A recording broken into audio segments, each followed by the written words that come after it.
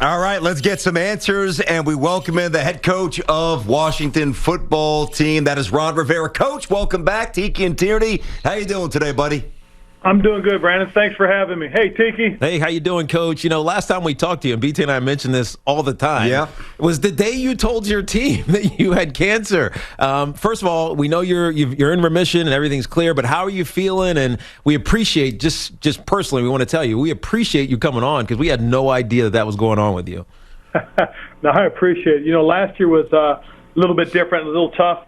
But I was very fortunate, and things have worked out very nicely. You know, all of my scans, all my tests so far have been good. So the doctors are very encouraged that I am in remission, as you said, Tiki. And you know, right now it's all about the recovery process because I still feel at times like like I get weighed down. You know, I just feel heavy and I do get a little fatigued. But for the most part, you know, the day starts really strong. A lot of good things happen. We practice early to stay out of the heat. We get into meetings early, so I've been doing pretty well. Thank you guys for asking. Yeah, I'm so happy that Tiki actually beat me to that, Coach, because, I mean, it's a stand-up move of stand-up moves to come on the air and talk to he's not a knucklehead. He played in the NFL. But me as a non-NFL, like, to me, it was just like, I wouldn't do that. So we have referenced that a few times when we've lauded your character. So it's awesome to talk shop. Let's get to it. All right, you know, you go to Washington after a terrific run with Carolina, and you inherit a team that had 4 straight years before your arrival of, you know, either a 3rd or a 4th place finish in a 4-team division. So as you get into year 2 and you've had a chance to overhaul the roster a bit, kind of get a sense of the team's spirit and commitment, does this now fully reflect what Ron Rivera wants a roster to feel like in terms of attitude, or is there still some more work to go? I think there's still more work to do. I do like where we're headed. You know, my big concern coming into this year, and I told our players, is going to be our maturity. Where are we as a football team? Do we really believe that we're learning and growing and becoming the type of team that we can, or do we already think we've arrived just because of what happened last year? And I'm trying to emphasize to our guys that, you know, we have a lot of work to do, and that's probably the most important thing, is that we have to come in with the right attitude, with the right outlook, and work. And that's really all it takes to, you know, really get their mindset right is the desire to work and the want to work. But it always starts, as we know, Coach, with the quarterback position. And you heard this on the intro with the Washington football team intro that we had produced. It's Ryan Fitzpatrick and it's Tyler Heineke, who a lot of people down in D.C., including a couple of your defensive stars, Chase Young, fell in love with last year. What's the competition looked like from your vantage point in camp so far? It's been good. It really has. You know, it's funny because so much is being written about what's going on, and we don't evaluate them as fans. We evaluate them as coaches. So as we look at the things that are happening, are we improving? Are we growing? Are we getting better? Does this guy have command of this, or does that guy have the command of that? That's the thing that we're looking at. And quite honestly, and you know, this is what I told the guys. I said, you know, we're looking for a guy that first and foremost can manage the game. They can put us in position to win at the end. And if we need a play or 2 or 3 to be made, they have that kind of ability. And that's what we're looking at.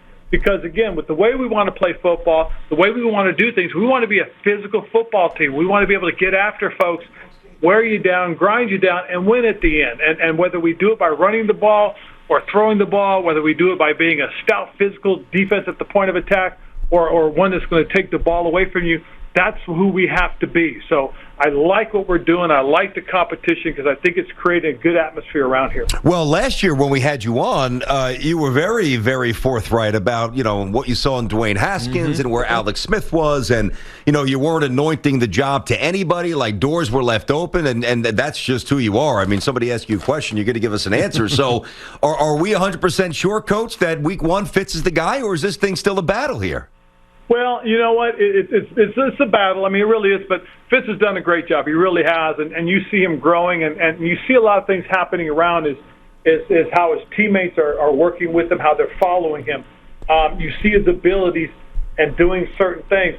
What's going to be interesting, though, is as we play these last 2 games, as we put more and more of a game plan in, just exactly how the rest of it falls together. And that's what I have to see. I mean, it'd be unfair to make decisions right now, but I do like what he's shown. He really has done a great job, and a lot of the guys seem to be rallying around who he is as a football player because of what his resume says. Yeah, they usually do. He just resonates with his teammates. He's that kind of guy. We're talking to Ron Rivera, who's also that kind of guy. Yep. Washington head coach with us here on Tiki and Tierney. We jumpstart our two-a-days, first one, so it's pretty good. Yeah, Coach, your defense was stellar last year. Top 5 in points, to number 2 in yards. But the offense left some things to be desired. 30th in yards, I believe, 25th in points.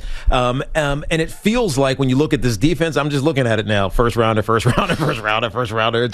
It's where you spent all your draft equity over the last couple of years. But offensively, I start to look at this offense, and Logan Thomas, who was a quarterback at Virginia Tech, has evolved into a pretty good tight end in the NFL. Antonio Gibson, we all know how good he can be. Terry McLaurin, you draft De'Ami Brown from North Carolina. Signed Curtis Samuel from Curtis Carolina, Samuel. right? I mean, the offense seems to be taking shape a little bit. Is it catching up in your mind to how good the defense has been over the last couple of seasons? I think so. Before I got here, I thought the defense was pretty stout. It was also one of the reasons I came here, because when I had a chance to study the personnel, I really liked who was here. So I'm excited about that. But I think what we try to do offensively, first and foremost, was we try to increase the team speed. That was one of the things that we went out and did. That's why we signed Curtis Samuels. That's why we drafted De'Ami Brown. That's why we did some of the things that we did in terms of our other players and bringing in Adam Humphries in, who can work the slot with his quickness, and Dax Millen, who we drafted, who we think can add on to that. Just like that. And then again, having Logan Thomas, having gotten him signed for the next few years, has given us a little stability at the tight end position. And you're right, Antonio Gibson can be a very good football player for us, as J.D. McKissick has been. So It's an exciting bunch. But what I've really kind of enjoyed watching grow has been the stoutness of our offensive line. I really think that those guys can really become a solid group and really help us as we go forward. Well, and Ron, let's face it, they're getting toughened up every day in practice. If they're not getting better, they're getting mushed.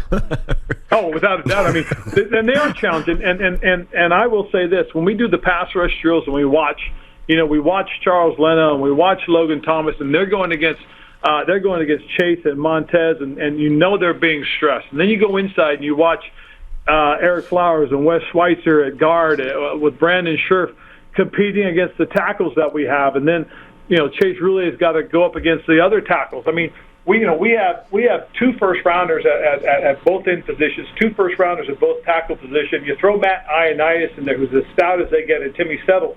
Those guys are pretty good, and they're really stressing our guys.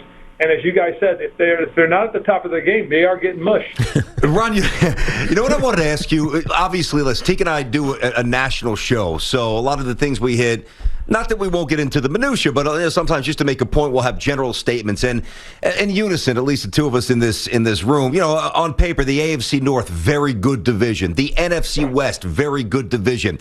We're trying to determine if the NFC East is going to be a good division or just a very competitive division. And you obviously know the difference between the two. In totality, good division or just a very jumbled division? Where's the East right now, Coach?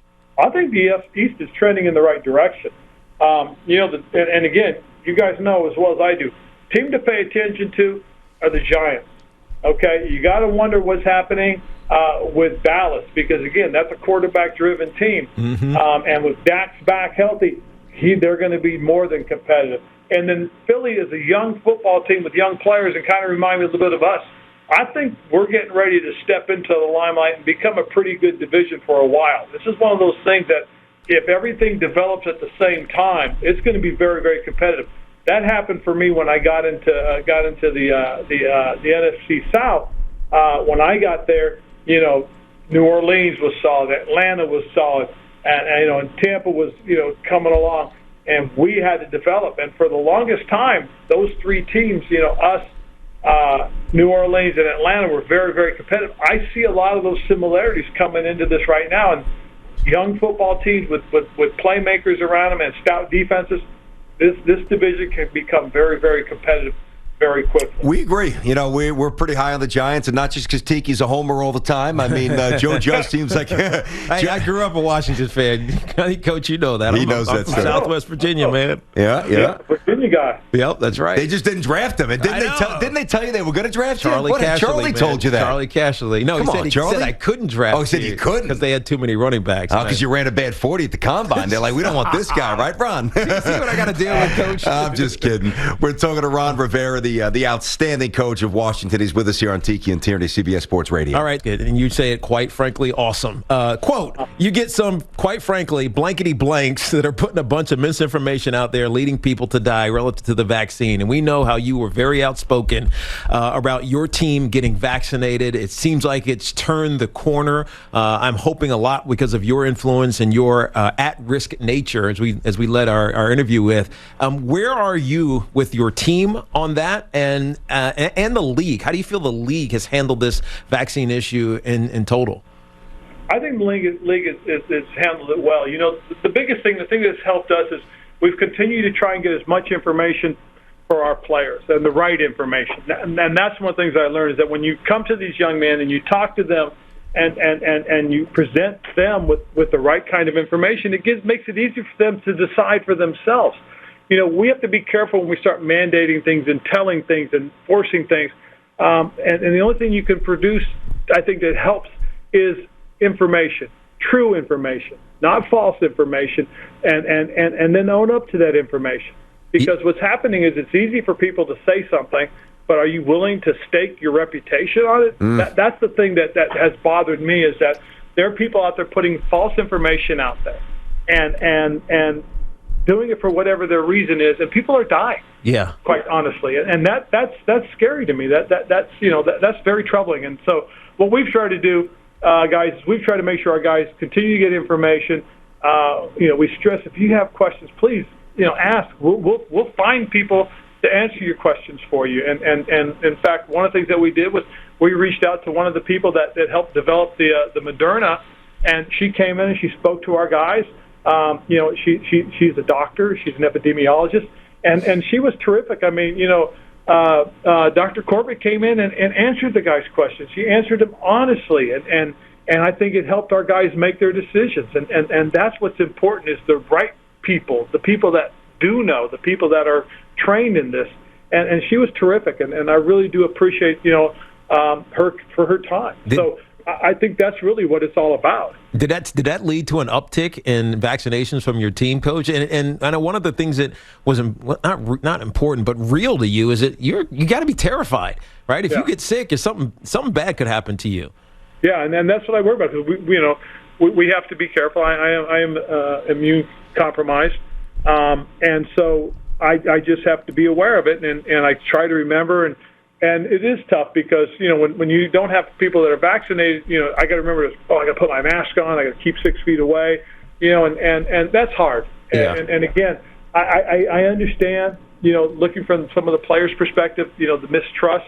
But I think if you give them the information, you say, look, I'm an example. I mean, I'm immune compromised, so just think about that, and I think it helps. And again, you can't force on people. People are going to make their decisions. You just got to give them information and let them decide. No doubt. Ron, let's bring it back to the field. One more question for the Washington football coach. That's Ron Rivera. All right, I don't know how many coaches would admit this, but, let's face it, depending upon what year you are in as the coach, where the organization is in terms of the progress, not every coach that's in camp right now inwardly really believes that they have the requisite talent to win a Super Bowl. They're going to project positively to the players and the fans, but deep down, coaches know where they are. When Ron Rivera leaves the facility, puts on a little music, does a little thinking, puts down the moonroof, does Ron Rivera right now think that he's got a team that could make a run to the Super Bowl? I think I have a team that can be competitive. Where we are right now, I don't know, but that's why we play on Sunday. I can tell you that much for sure. I like the direction we're headed. I like the things that we've been seeing, but you just don't know. As I said, it's a young football team, have we matured and have we become potentially what I think we have the possibilities to be? Yep. All right. We will accept that answer. If not, we're going to have to push you, Ron. You don't want to be pushed by us, buddy. I appreciate that. Hey, man. I was going to say stay healthy, Coach. Go ahead, we Tiki. appreciate you. We do. Always a pleasure to chat with you, Coach, and good luck this season. No, thank you, Tiki. Thank you, Brandon. Appreciate talking to you guys again. Yes, sir. I know we'll be chatting again. There he is, Ron Rivera, head coach, Washington. Thanks for watching. Make sure you like and subscribe, and don't forget to hit that bell to be notified when we drop fresh content.